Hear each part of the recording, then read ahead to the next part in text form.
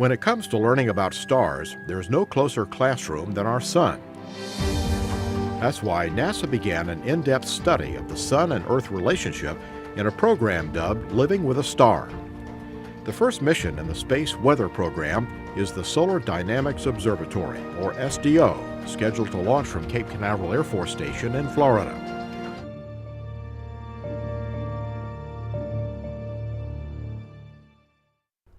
Welcome to the Solar Dynamics Observatory webcast. I'm Tiffany Now with NASA's Launch Services Program. In the next few minutes, we'll tell you what SDO might uncover about the sun and how all of us on Earth can benefit from finding out more about that bright orange disk in the sky. But SDO is not NASA's first mission to study the sun. Several of NASA's past missions focused on the sun. Pioneer 5 was the first.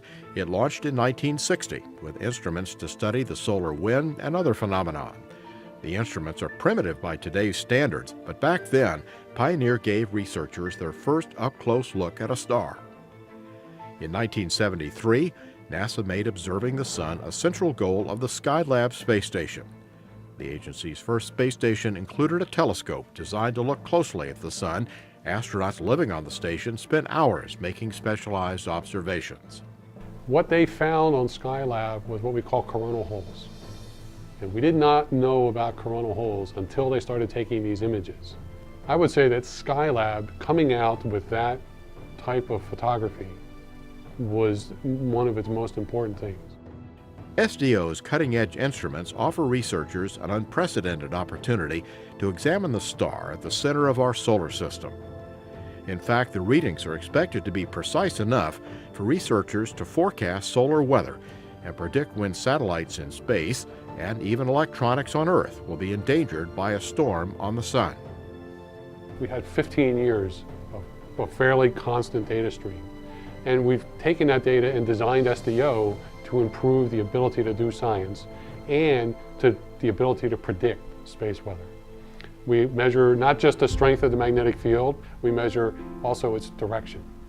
And we think that how much the magnetic field direction changes over a small part of the sun is probably related to whether or not space weather things are going to happen. Solar flares can cause power surges on Earth and wreak havoc on space stations and satellites orbiting the planet. So researchers want to find out what makes solar flares and other turbulent events occur on the sun, and then find out if there's a pattern or signs that we could use on Earth to predict future flares. SDO will look at the sun and try to understand where the magnetic field comes from. When we talk about flares and coronal mass ejections, that's the sun getting rid of stuff. That magnetic field is no longer in the sun, it wants it gone. And it gets rid of the energy by having magnetic flares that release bright flashes of light, and it gets rid of the leftover magnetic field by just throwing it off. The spacecraft will use 3 instruments to examine the sun, including one that will take pictures rivaling the resolution of an IMAX movie. Another instrument, called the Helioseismic and Magnetic Imager, or HMI, will measure the sound waves bouncing around inside the sun to construct an image of the star's inner workings. The data could reveal why the sun operates in an 11-year cycle of activity. The Extreme Ultraviolet Variability Experiment will monitor the sun's brightness in the extreme ultraviolet wavelength, which changes constantly. Our 3 instruments on here are really new and improved versions of some other instruments that have flown. And of course we have a lot more data and we take a lot more pictures. And that's one thing the scientists love, because as they say, the sun changes all the time, it changes every second, and we're going to be imaging it every second, and we image the full disk of the sun. Taken together, the information SDO collects could give scientists ways to predict future solar disturbances and help developers on Earth come up with ways to protect sensitive electronics in space and on the planet. While the work from SDO is expected to be groundbreaking, it took a lot of researchers and several previous missions to show scientists what kind of instruments they would need to put on the spacecraft. Solar studies have relied on data from a host of missions looking at the sun from different perspectives. The Solar Maximum mission launched in 1980 to look at solar flares and other events. The mission was extended by shuttle astronauts in 1984, who repaired the spacecraft in orbit. Solar Max operated until 1989. NASA and the European Space Agency jointly developed the Ulysses spacecraft, which launched on Shuttle Discovery in 1990. Ulysses gave researchers unique looks at the Sun's north and south poles. The Solar and Heliospheric Observatory, known as SOHO, launched in 1995 aboard an Atlas II. SOHO's observations are similar to those envisioned for SDO, although SDO is carrying more advanced instruments. Well, the big challenge of this mission is its data rate. It's 150 megabits per second, 24 hours a day. It's relentless. Most of the astronomical spacecraft are looking at sort of faint sources, so they don't have that much light. We're looking at the sun, right? A lot of photons come off the sun, and we got to process those and get them down to the ground. But before SDO can start its observations, it has to get into space.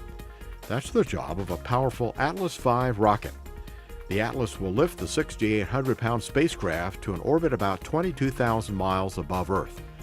The Atlas V is one of the largest boosters available to NASA and was used to launch the Lunar Reconnaissance Orbiter and moon-impacting L-Cross spacecraft. SDO is one of the largest solar observatories we've ever launched. It had a heavy lift requirement, so we chose the Atlas V as the rocket for this mission. The Atlas V is unique for its launch structure. Atlas V has been a very reliable rocket. We've used it on a couple of NASA missions. It's unique in that it's chosen a clean pad concept for its launch processing. The rocket's actually built on a mobile launch platform in the vehicle behind me, the vertical integration facility, and then rolled out with rail cars out to the pad the day of launch. One advantage of this clean pad concept that they chose is that the rocket is processed safe and secure in a building, and then it rolls out the day of launch. And that way, if they have a problem, a storm or something like that, they can roll back into the facility. It's not exposed to the elements for very long. It just gives them a lot of flexibility in their processing and a lot of protection for the rocket as well as the spacecraft. The day before launch, technicians will roll the rocket out of its protective service structure. They'll fuel the first stage and the Centaur upper stage as the Atlas stands on the pad. The spacecraft was built in Maryland at NASA's Goddard Space Flight Center, and it arrived in Florida in August 2009.